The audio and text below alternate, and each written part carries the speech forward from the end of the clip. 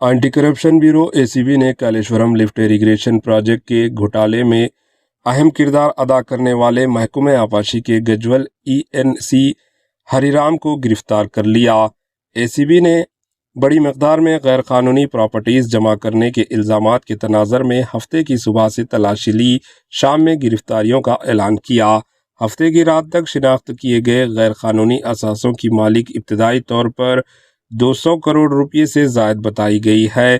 ACB نے وضاحت کی کہ چونکہ تلاشی ابھی بھی جاری ہے، مزید غیر قانونی اثاثوں کا پردہ فاش ہونے کا امکان ہے اور غیر قانونی اثاثوں کی اصل قیمت بہت زیادہ ہونے کا بھی امکان ہے۔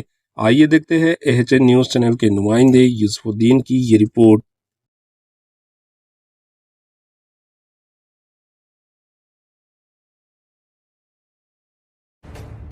AHN نیوز کے YouTube چینل کو سبسکرائب کریں اور بیل آئیکن کو دبانا نہ بھولیں تاکہ آپ کو ہر نئی آنے والی ویڈیو کا نوٹیفیکیشن بر وقت مل سکے۔